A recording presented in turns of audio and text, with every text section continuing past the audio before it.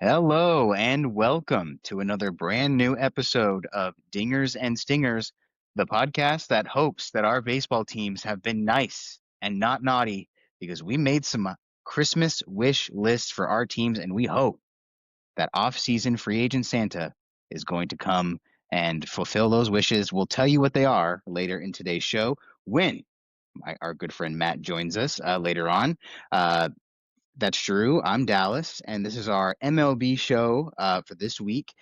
Also, later in the show, we will talk about the WBC as we have been the last few weeks. We have a complete squad. I believe one of the first ones, maybe the first completed squad. We will talk about who's in on the Dominican Republic World Baseball Classic team and how we would line them up. We're going to talk about some free agent rumors, off-season, storylines that are unfolding. But first, let's talk before we talk about what might be, or what could be, or what is rumored to be. Let's talk about a few things that are. Let's talk about the facts, and we are going to go over some free agent deals that have been signed since the last time that we recorded. The first of which was signed very shortly after we recorded, mere, hours later, really, a day later or so. And this is a guy we talked about in our last episode. So let's talk about Pete Alonso. He was someone that we talked about last week.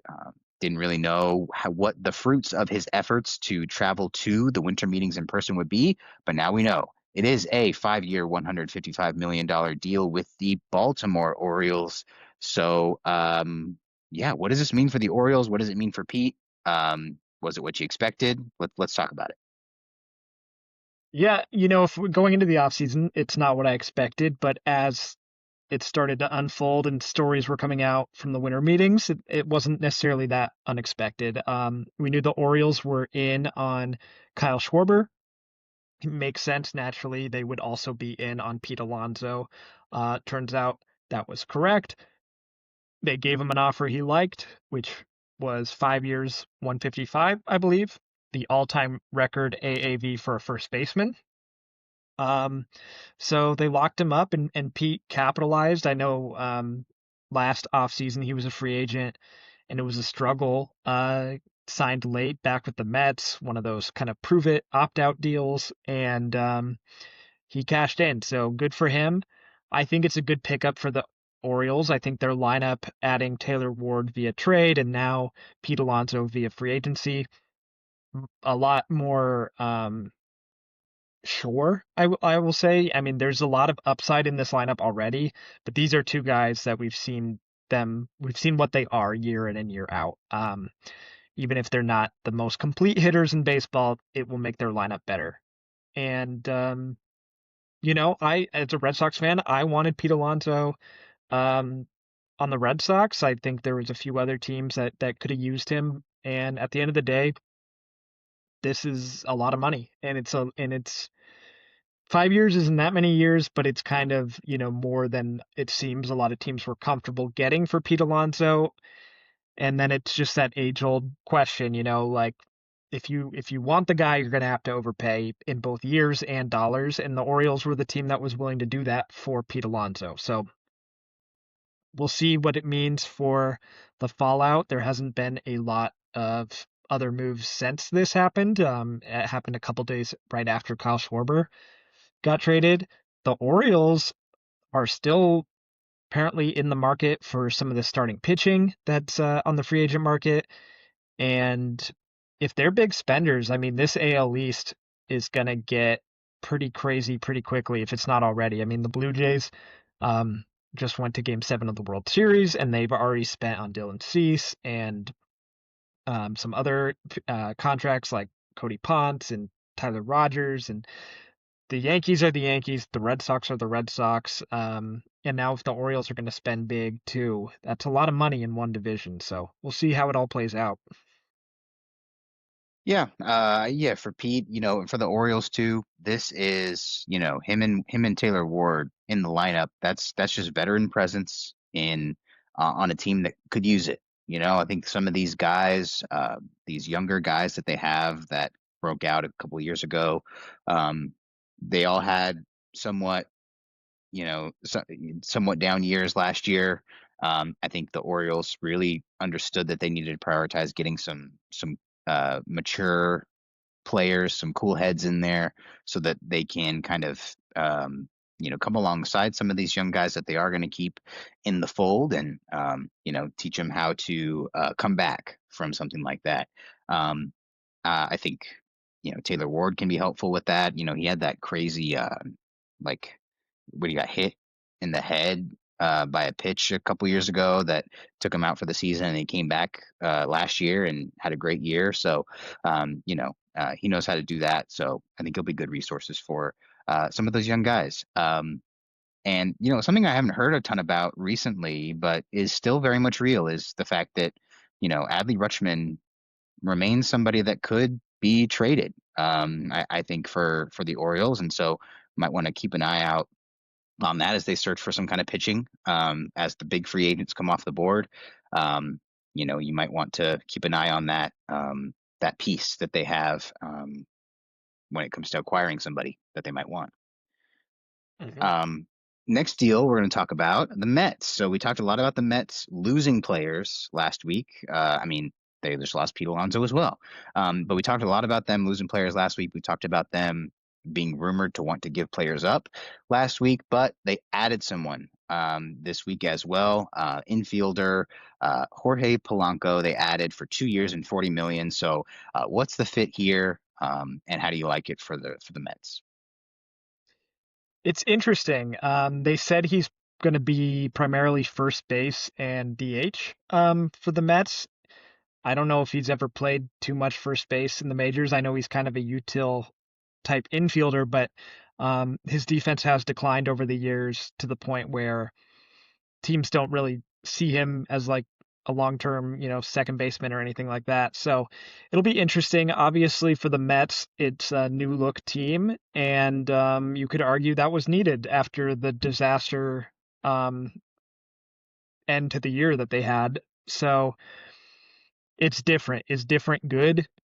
I mean, time will tell. And I believe the Mets will have, they've got more work to do on this roster. They could probably use more outfield help, more pitching. We'll see exactly what they end up doing. But yeah, Polanco, he's not going to give you the same thump that Pete Alonso gave you, but he was a solid hitter last year. He was kind of, I think, underratedly good for the Mariners, and absolutely someone for just a 2-year deal, someone that'll help a team. But I understand if you're a Mets fan and you just lost two of your franchise icons, Edwin Diaz and Pete Alonso, and then the immediate pivot is to Jorge Polanco, I could see just not being very thrilled about that. But, um, I think he could be a nice player for them as long as they can separate him from the disaster of the last 6 months or so for Mets fans.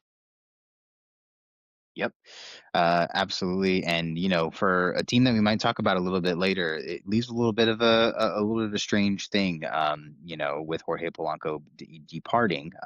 But for the Mets, it adds a competent individual to the team, which is what the Mets need, especially in the absence of some competent individuals who have left.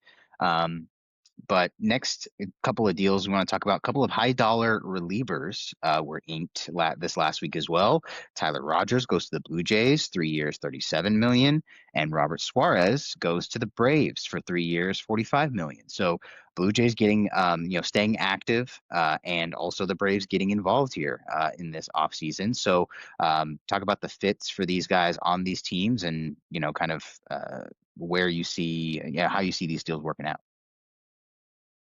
Yeah, I think they're both really solid relievers. I think both teams improved by getting them. We'll start with Tyler Rogers. He's probably the funkiest pitcher in baseball. He has that submarine, but it's like even more extreme than most submariners. He's like knuckles are inches from the ground when he's throwing. He tops out at mid 80s fastball. Yet he's very effective, and he was good for the Giants. They moved him at the deadline to the Mets. He was good for the Mets. I imagine he'll continue to be good for the Blue Jays, and they continue to spend money to improve their team. And try to tell everyone that, game 7 of the World Series isn't enough for us. We need to, get over that hurdle. This is another piece that helps them do that. And I was looking at some stuff.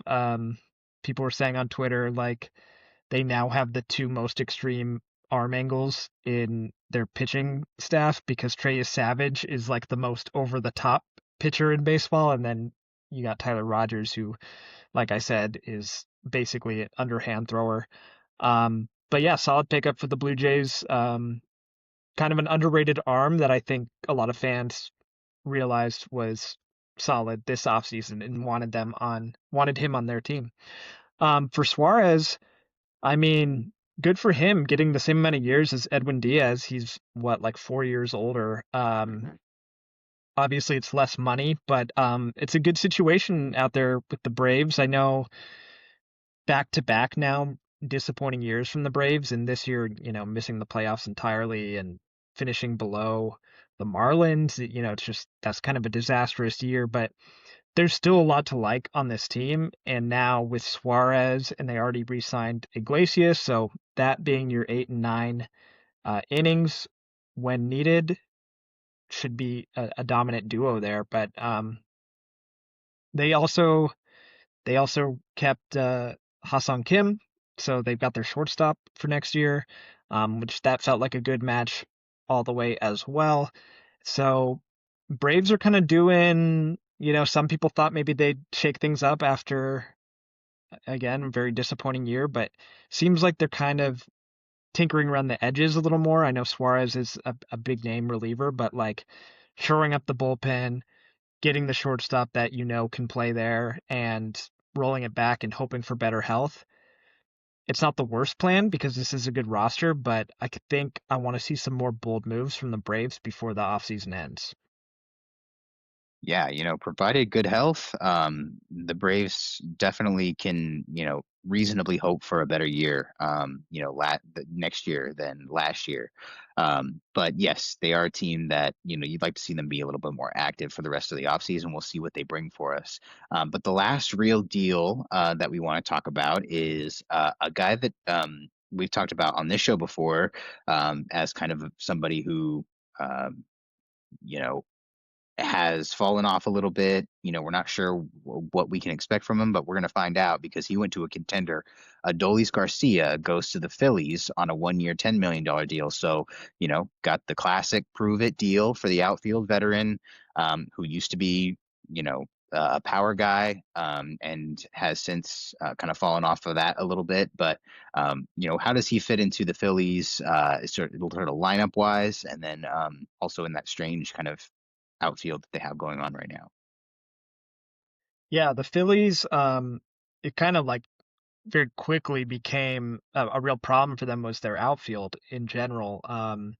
Castellanos has fallen off entirely, and he probably won't be back with the Phillies next year. So Adolis Garcia kind of replaces him in right.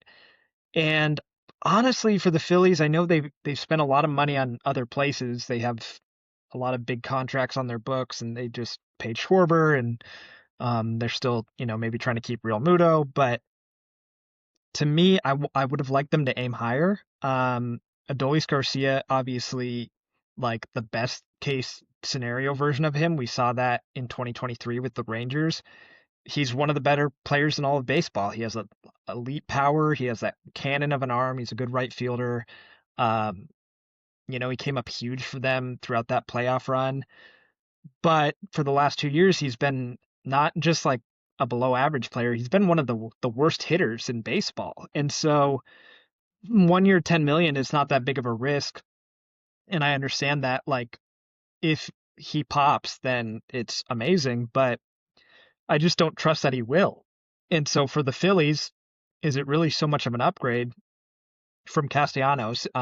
Culturally, it might be a better, bring a guy with that confidence and that swagger and a little more like flair than a lot of their, they got that white boy swag over there in Philadelphia. So um, maybe that is kind of the move. But yeah, I kind of would have liked to see them aim bigger when it comes to outfield upgrades. So we'll see how it plays out. He'll look good in the uniform. but I don't know how good of a player he'll be. Yeah. Yeah, it's just one of those things where if you're the Phillies, you hope for more, but kind of have to just take what you can get, I guess, if you're a Phillies fan. I mean, if you're a Phillies fan, because, the team still, wants to be competitive, and these are the moves they're making to try to make it so. I don't know. See, you saw how they kind of outlined how their outfield's going to go this year in their as it currently stands, and their Marsh is out there, and they are like it's going to be either him or a right-handed hitter, whoever that Hmm. might be, and then Adolis is going to be out there, and Castellanos is going to be nowhere to be found, I'm sure. And so, just an outfield looks very different from how it did even a couple years ago. But we're going to try to, they're going to try to make it work for them. To try to compete there. But all right, so let's move on from the actual to the purely hypothetical as we move into sort of the rumors and more section of our show today. I actually want to start with something I didn't put on here, but it was like completely spaced it, put it on here. The big prize of the offseason still has not signed anywhere. Kyle Hmm. Tucker is not inked by a team as of today. So, uh, what's going on? Who's are there surprise teams that are getting involved that are kind of mucking up the progress here, or what are we hearing about where the Kyle Tucker stuff's at? It's been kind of eerily quiet when it comes to Kyle Tucker. Last year, the prize of the offseason was Juan Soto, and nothing moved until Juan Soto was off the board, it felt like. And this year, that's not the case with Kyle Tucker. I don't know. I know he struggled in the second half, and maybe there's some concern about his level of drive and intensity towards baseball, and this and that. I don't know how serious all that is.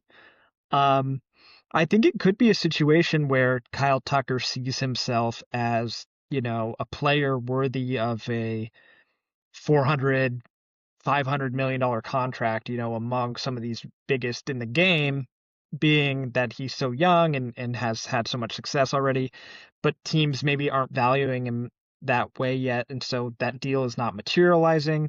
Like it could be a situation like that.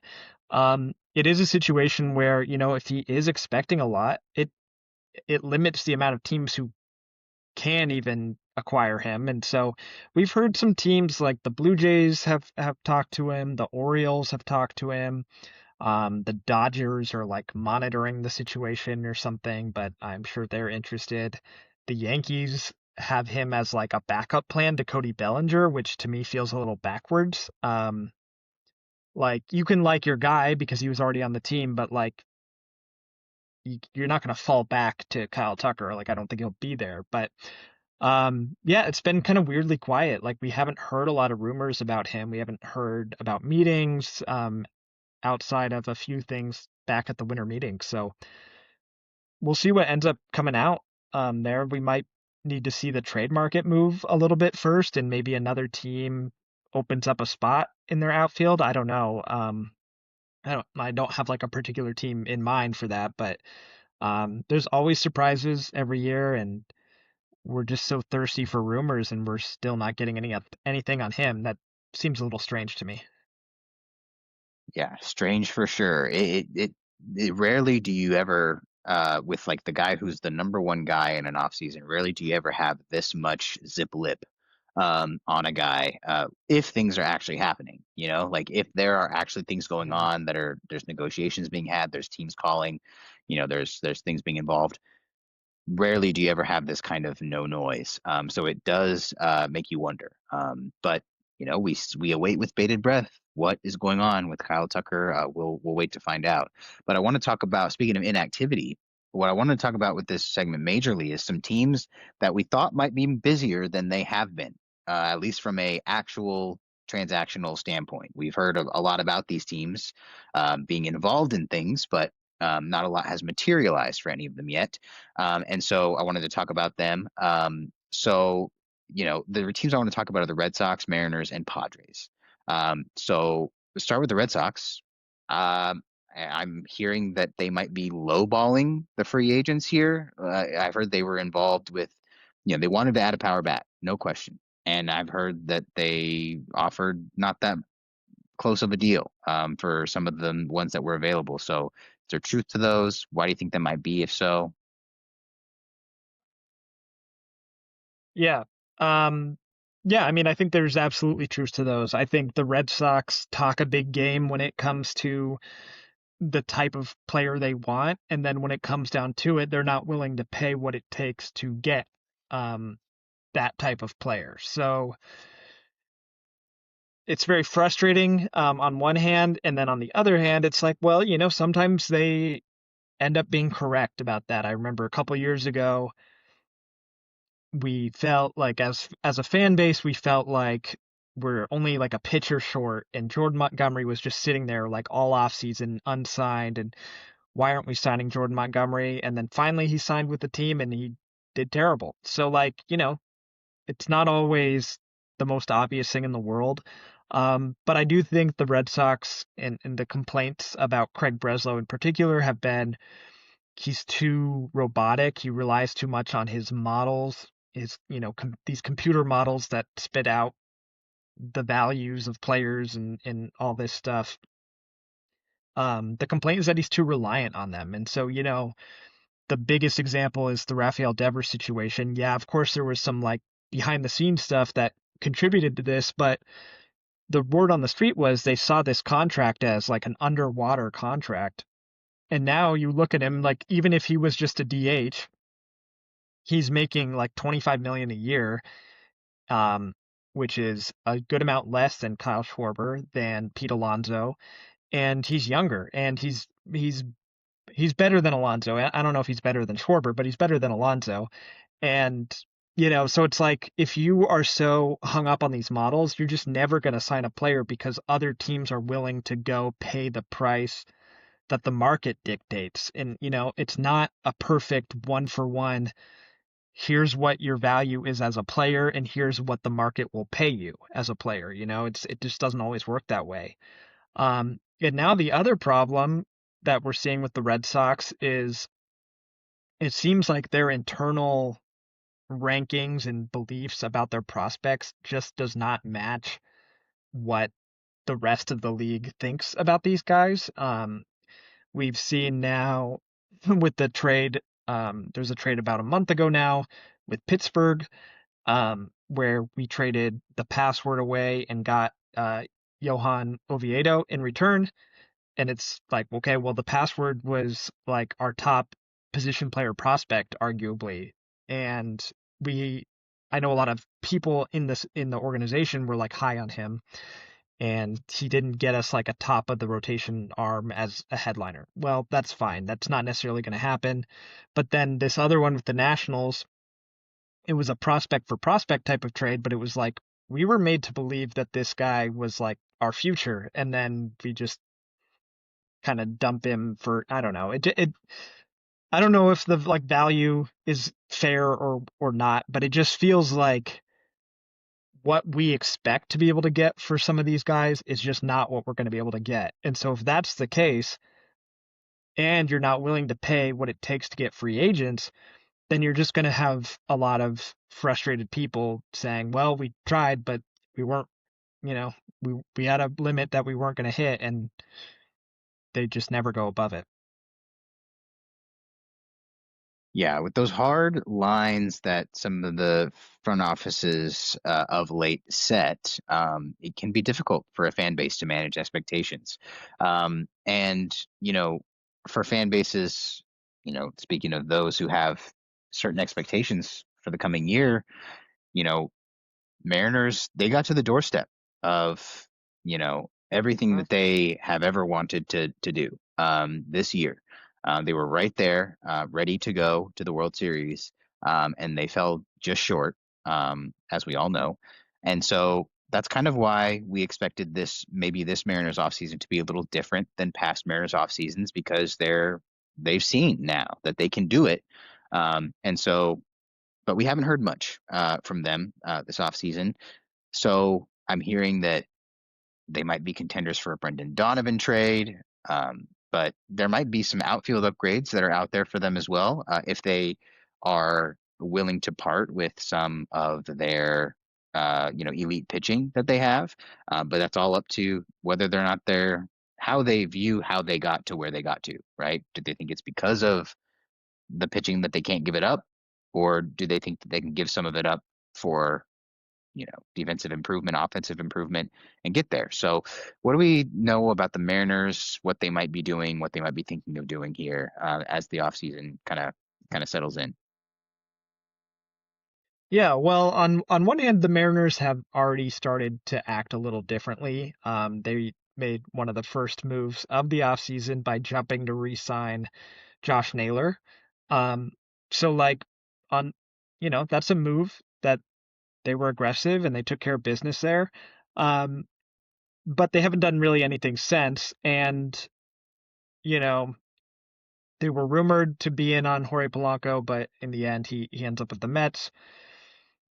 I think the Mariners kind of feel like they don't necessarily need to do anything major. I think I don't think they'll make another big free agent splash. Like they could upgrade the outfield by signing Cody Bellinger or Kyle Tucker, but I just don't think that's going to be in the cards for them.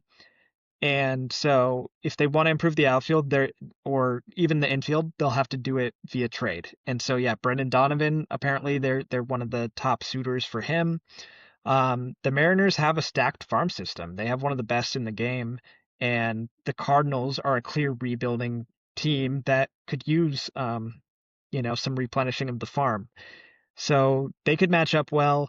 But it seems like most teams, like they're not interested in prospects so much anymore. They want major league talent, like with, years of control. But like that's kind of the big trade chips these days, and I think it's just hard to part with that stuff. And the Mariners, and we're going to talk about the Padres in a second. Like these are two teams that used to just wheel and deal and trade all the time, and even if they're not doing much, it's just goes to show. I think the asking prices are probably pretty astronomical at the moment. So like, the Mariners. Maybe they want an outfielder from the Red Sox, or maybe they want Stephen Kwan from the Guardians.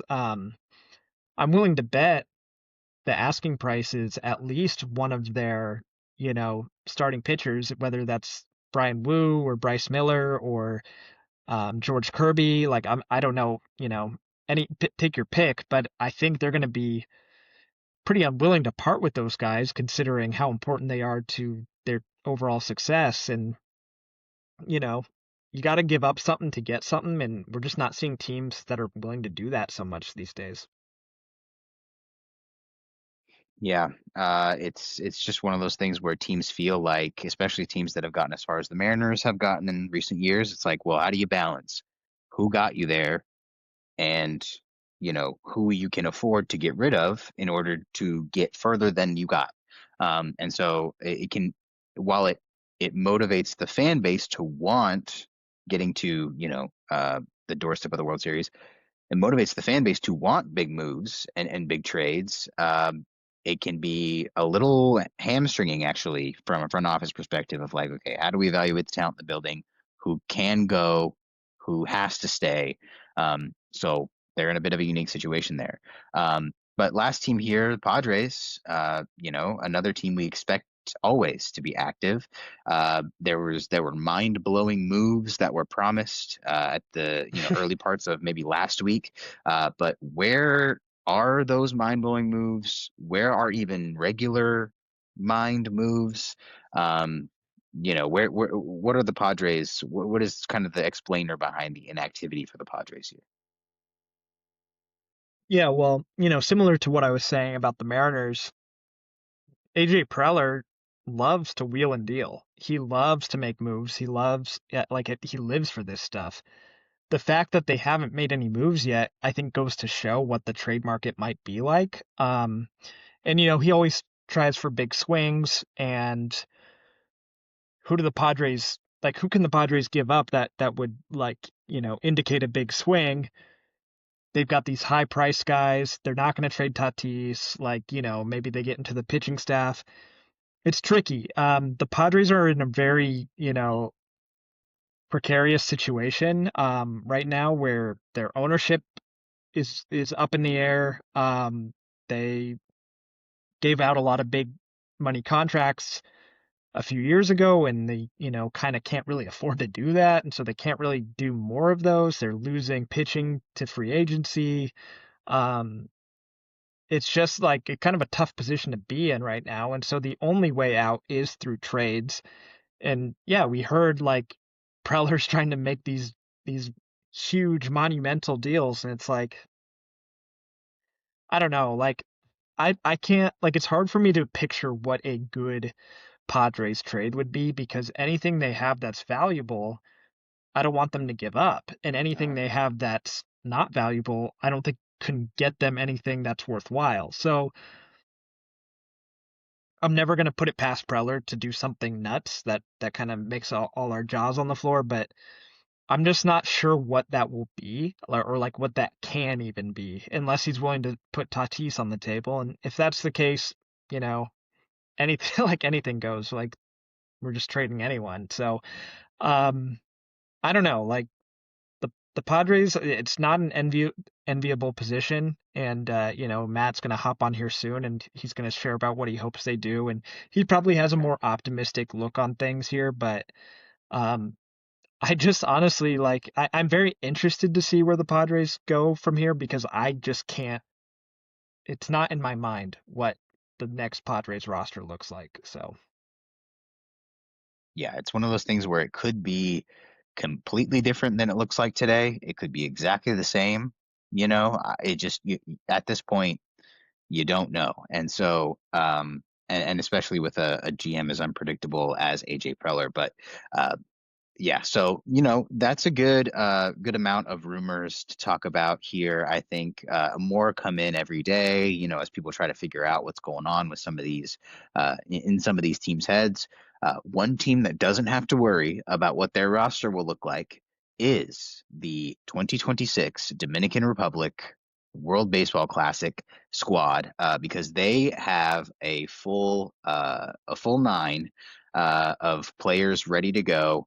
And we saw that's after we saw Sandy Alcantara commit, Vlad Guerrero Jr. commit, and Ketel Marte commit. So, we'll talk about everyone else that we already knew was in right now because I want you to take a crack at lining this Dominican Republic team up 1 through 9 here. This absolutely just stacked lineup. yeah, I mean we've gotten already confirmation on all these guys, and there's still more out there that we haven't heard from yet that still could join.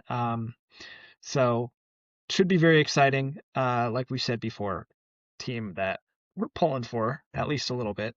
Mhm. Um, I would line it up like first of all, let me just say, oh, there he is, Welcome just in. in time to talk. We're talking how we would line up the Dominican Republic World Baseball Classic team. So I was just about to dig into my lineup. Um, I think there's no wrong answer. I mean, this is well, I mean, I guess there's a couple ways you could be weird with it, but in general, 1 through 7 could kind of be in any order, 1 through 8 even. Um, but I'm gonna lead things off with Julio Rodriguez, who is our center fielder, because he's he's tall, he's fast, he hits the ball hard, he's a top lineup type of guy, and there's not really a true leadoff hitter on this team, and so let's throw him there. I'd put Juan Soto second because he's probably the best pure hitter on this team, and he's certainly the best on base guy.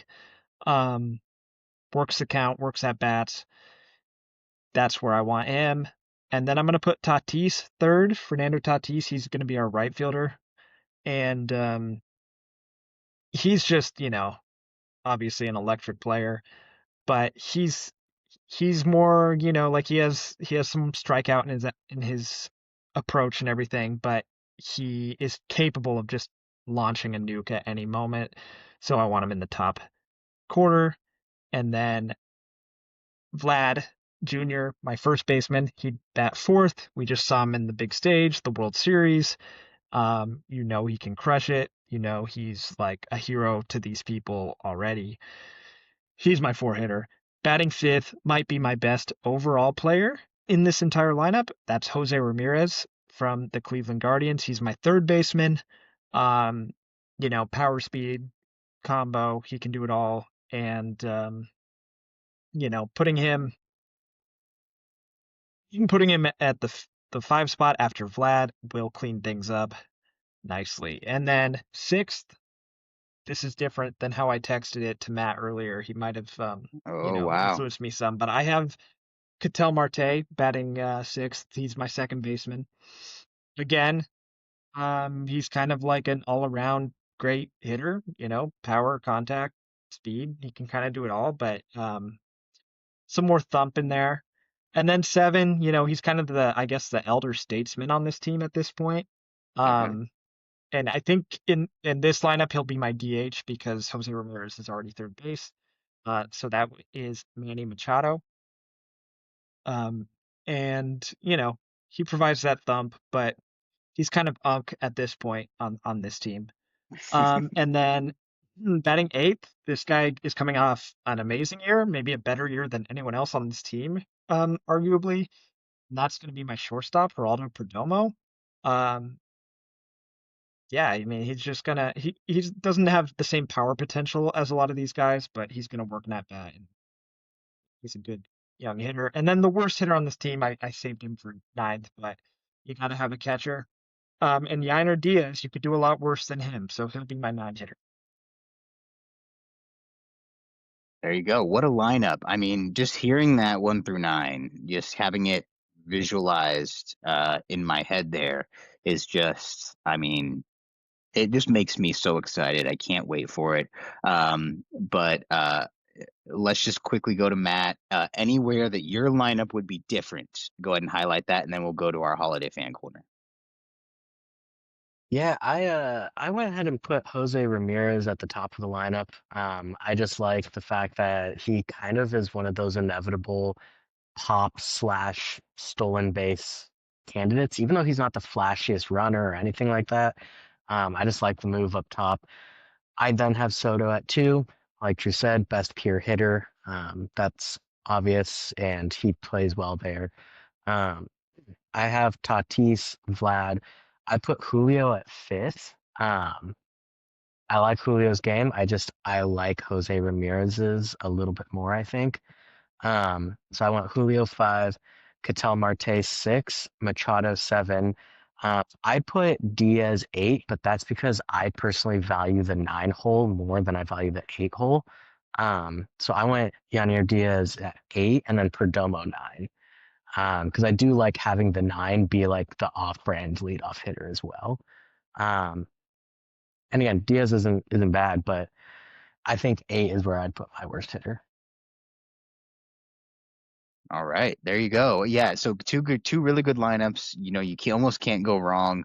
In some places, especially when it comes to the top of the lineup. I mean, these guys are all they're all capable of, being able to get on for each other and then bring each other home. And so, you think about this squad and you just salivate for it. So, can't wait for the spring when we get to talk about actual games that these guys are playing in on this team together. It'll be really fun to go over that. But let's move on to our last segment for the day, where we're going to spend the rest of our time, which is in our special holiday edition of Fan Corner. So we are going to make some off-season wish lists for our favorite teams, and just, what do we want our teams to give us as fans for the holidays as a gift. And we had some fun making these lists. The our teams have no shortage of things that they should, could, would provide for us. So we're excited to dig in. So let's start with Boston and let's go to the Red Sox. And Drew, give us your list, and we'll just we'll talk a little bit about each one as you go down the list here. All right, yeah. So My wish list is fairly straightforward for the Red Sox. It's mostly transactional. But I'm going to get specific of what I would like them to do. So the first thing on the list, and this is a priority. Priority number one for me. The rest are kind of in any order, but this is number one on my list, and that is for the Red Sox to re-sign Alex Bregman. And I don't only want them to re-sign him. I would like them to re-sign him to an aggressive, like putting our money where our mouth is. We want you around kind of deal. I don't want there to be any doubt that, the Red Sox want Alex Bregman around. And the reason this is a wish list is because it's not stuff that I necessarily see happening, but it's what I really, really like. So, I'm asking Santa, it's on my list. I want Alex Bregman back on the Red Sox. I don't want to make the same mistake that we did with Adrian Beltre back in the day. He had a 1-year prove it deal in Boston, was really, really good, and then went and signed with the Rangers and became a Hall of Famer. Um, so I'd like Bregman to stick around. The next thing on my wish list, which is really the only possible way that you could salvage the offseason if you don't re-sign Alex Bregman, in my mind, but I think it would work with signing Alex Bregman as well, and that is to trade for Ketel Marte. He is apparently available in trade discussions. The Red Sox seem to be interested. You would think with all our young pitching that there could be a lineup there between the two teams. And we've talked about him before. He's the best second baseman in baseball right now. He's in the middle of the lineup for Team Dominican Republic. And he's just a great player, great hitter. He would instantly improve our lineup. So I would love to have him. The next thing on my wish list is another trade. And that is for a pitcher because I think we need a number 2 behind Crochet, and I don't think Sonny Gray is that guy. I would prefer Sonny Gray to slot more into the three spot, and we get someone better. And so my wish list trade is that it's Freddie Peralta from the Milwaukee Brewers. There's talk of him being available. They've kind of gone back and forth. He has 1 year left. He's only about $8 million on the books, which is very cheap for a pitcher of his caliber. And for my wish list, I don't want them just to trade for him because it's going to cost a decent amount. I'd like them to be aggressive again, just like I want them to be with Bregman, and sign him to a nice extension and, pay him what he's worth, give him something that he'll want to forego free agency for. And let's have the top of the rotation be Garrett Crochet and Freddie Peralta for the next, 4 or 5 years, whatever it may be. That would be awesome to me. My next one is I'm going to go off the roster a little bit and go more to just like what the Red Sox are. I want them to get rid of the yellow City Connect uniforms. I don't hate these uniforms, but I think they had their moment. They had their time. We debuted new ones last year, and I like them better, but even if I didn't, I think it's the new ones' turn.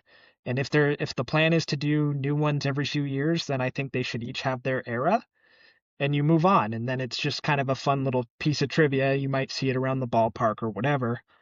But I think it's time to move away from the yellows, keep the greens, have more home games where you're wearing regular uniforms, and bring back the blue road uniforms because you had to take those away to keep 2 City Connects. So that's my uniform opinion on the Red Sox.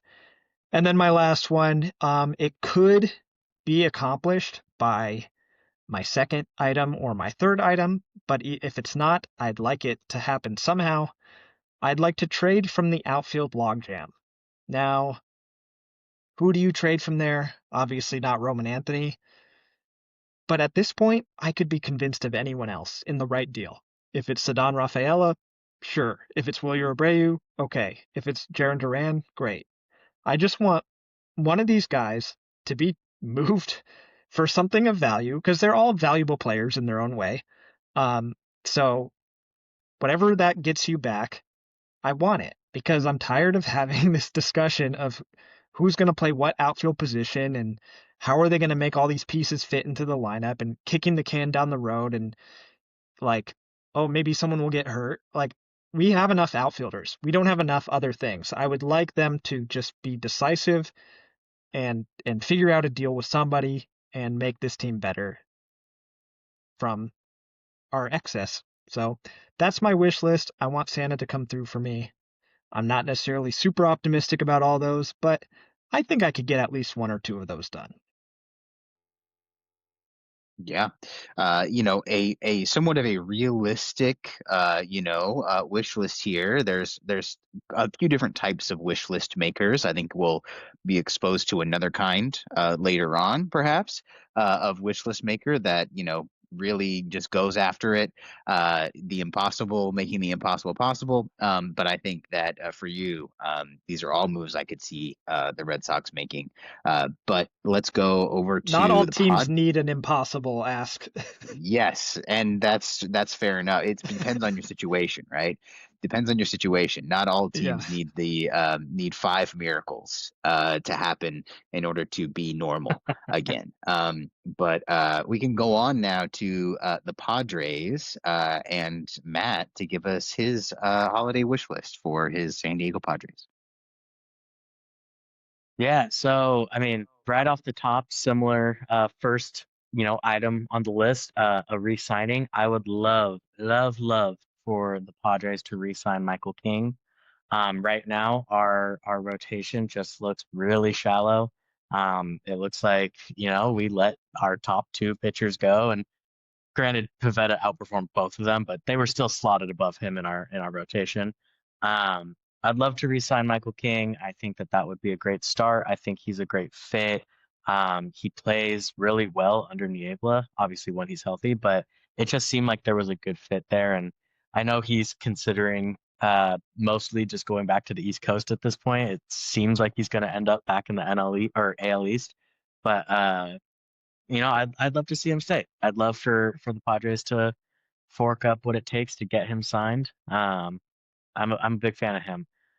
Second on my list, I know that this is another out there one, but I would love to still see us hire Albert Pujols in some capacity. I know the big thing was he is like, he wants to manage at the WBC, and that was going to be a huge issue for a lot of teams because what team wants their first year manager to come in and miss a chunk of spring training? And like, I get that. And at the same time, like, I'm excited to see what Craig Stammen can do and, his staff. But I do believe Fernando Tatis and Manny Machado need that type of personality where they can't try and big dog their coach, right? They need someone who is literally larger than them, both in the way that they played, their career, their accomplishments, etc. I just think, despite all the respect in the world that these guys might have for Craig Stammen, part of me wonders, is the guy who was just like a decent bullpen arm gonna really be able to walk up to a Manny Machado or a Tatis? Love them, but those are guys that have these massive egos and they have these mood swings really throughout the season that really do impact the way the Padres play. And I just think Pujols would be so perfect for that. Third on my list, let's go even bigger. Let's go more for the top. I would love to see the Padres just cut the cord, sell the team. I do not think, unless they're going to give the team over to Shiel Seidler, I just don't think that the current ownership of the Seidler brothers is in a mindset or a position to really pursue Peter Seidler's dream of bringing the championship to San Diego, doing whatever it takes. This is the second or third consecutive year where they have decided to try and slash payroll.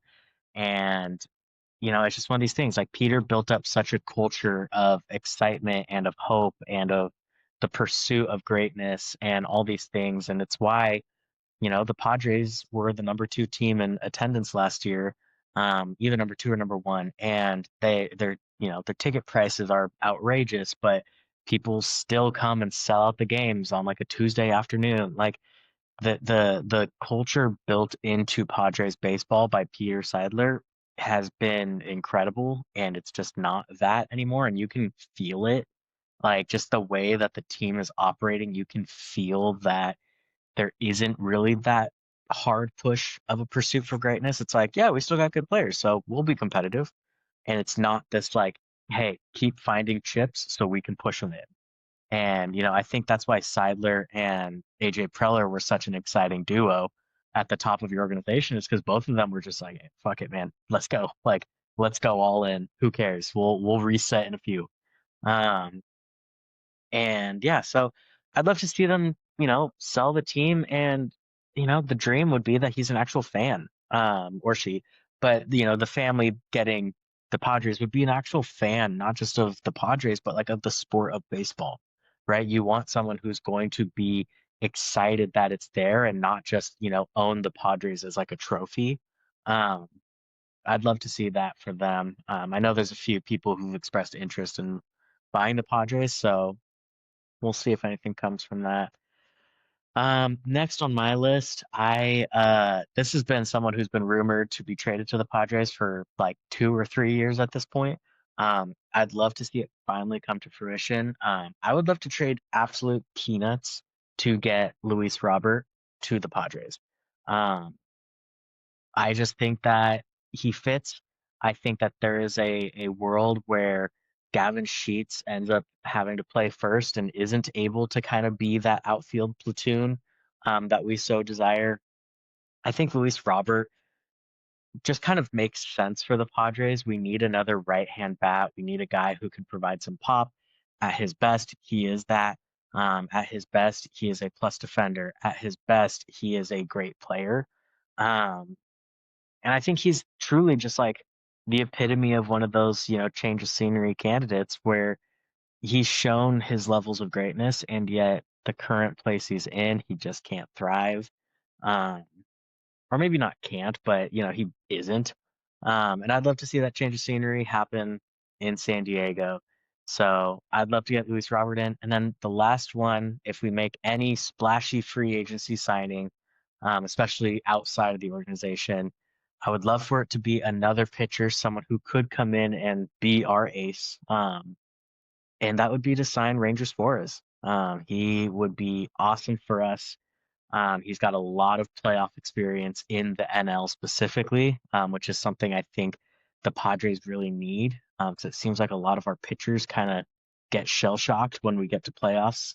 Um, and yeah, I think he would just be the perfect like chef's kiss to an off season of all of these things. What was it that Scott Boras said? If you sign Suarez, you become Rangerous. Is that what he said? In his little media I, scrum at the beginning of the offseason where he does that? Yeah, I would something to love The to that become a effect. Padres Rangerous. the Padres must become Rangerous this offseason if they are to compete. I love Ranger Suarez. I hope that he goes to a team that could use him because he definitely deserves to be able to play in those situations that he's used to playing in. And I hope that he gets a chance to. But okay, so we'll talk about the Angels briefly. I have some items for the Angels wish list here. I mean, yeah, and I mean, the Angels need some miracles just to be normal again, like I was saying. So let's start with one that would be a miracle in and of itself, which is that the team would be sold. Let's just start with the big guy. The big, move that would, help the Angels. Addition by subtraction, it doesn't even matter who they sell to, really. I mean, it matters a little, but it doesn't even matter who they sell to, really. They just need to get Artie Moreno out of the building, and they would rise in respect, across the league. Um, there are some pretty cool, like rumored individuals who like I there's like randomly last week there was this like profile of the guy who owns the Ducks in some publication, um and his name is let's see, I wrote it down here, Henry Samueli. He is a billionaire billionaire's billionaire. He has a net worth of about 35 million, and he owns the Ducks. And he has expressed interest in owning the Angels since like the late 90s.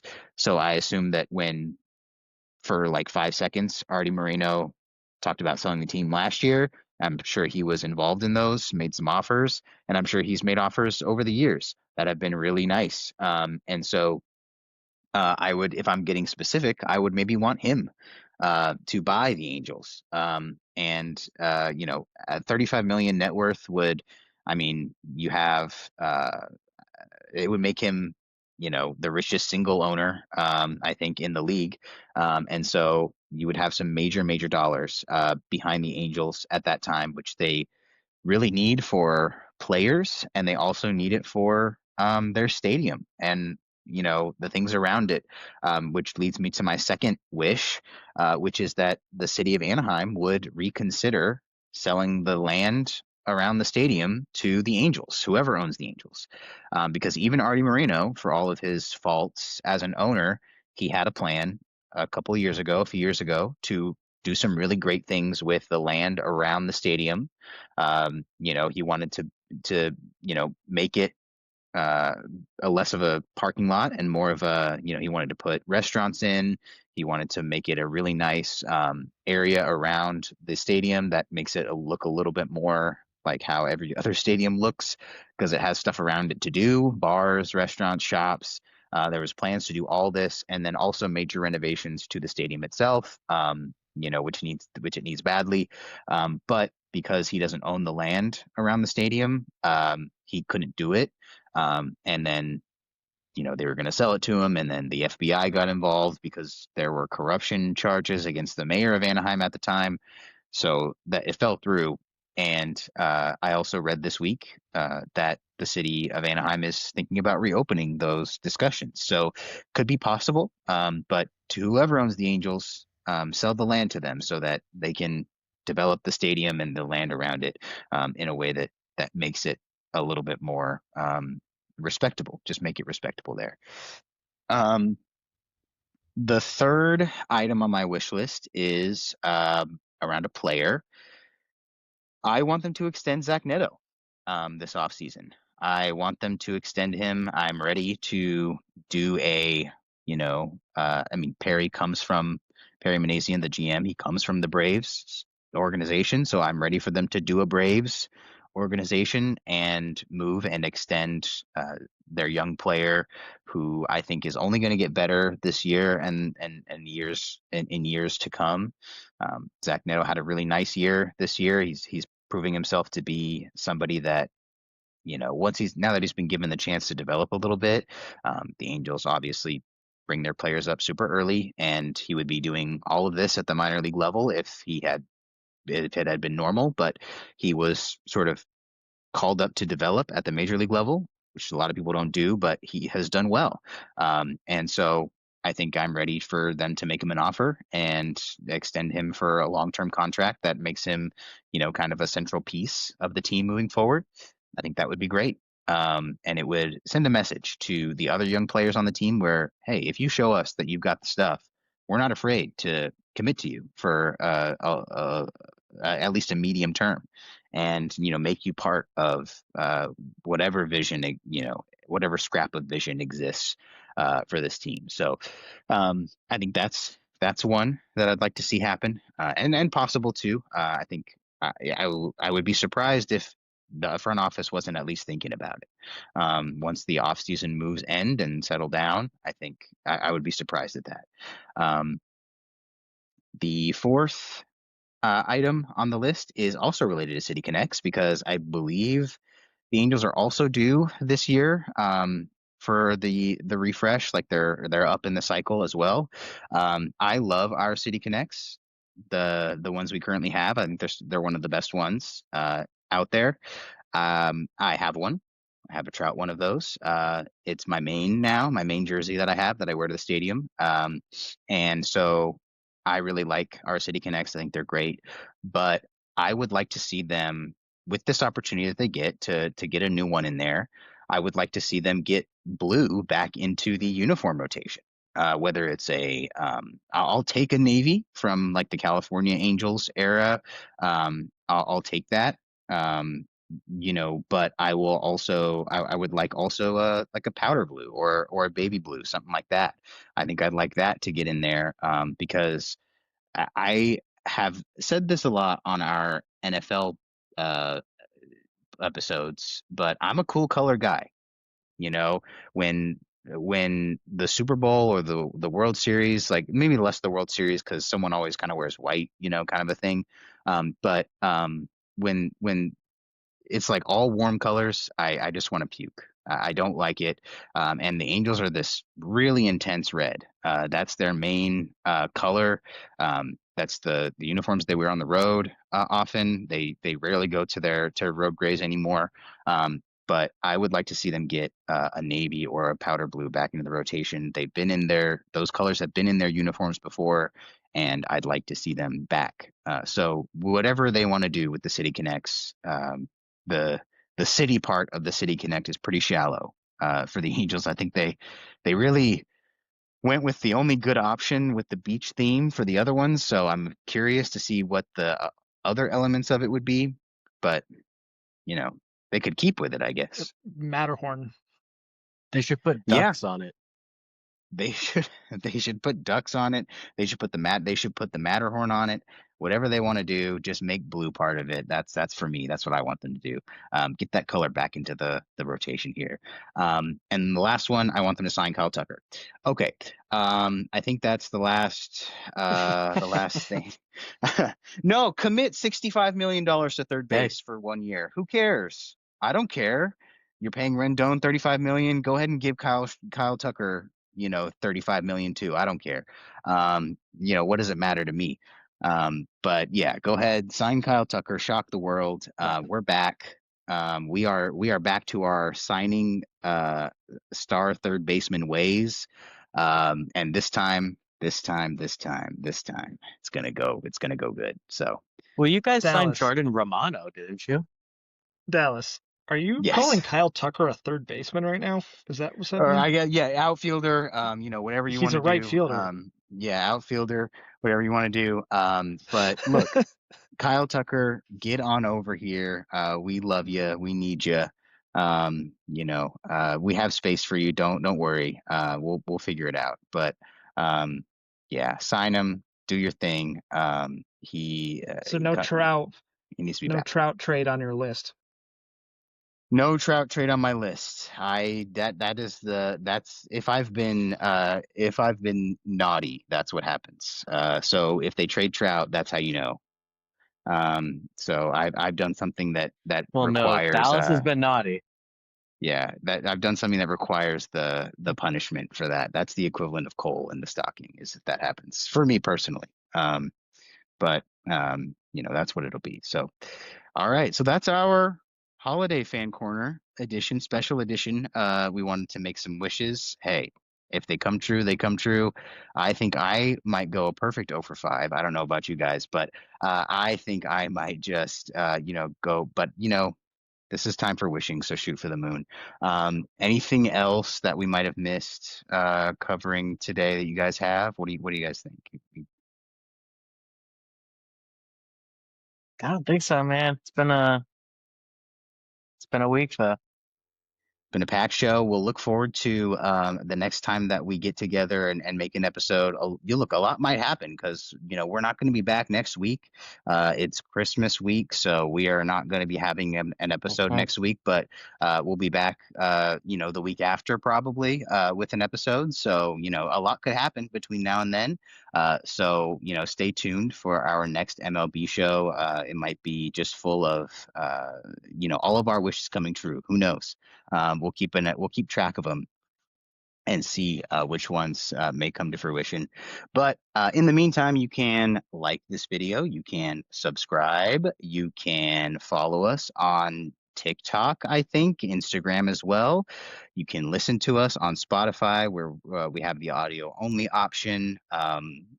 All kinds of ways you can support the show and share us around. We'd love to, we'd love to grow the community.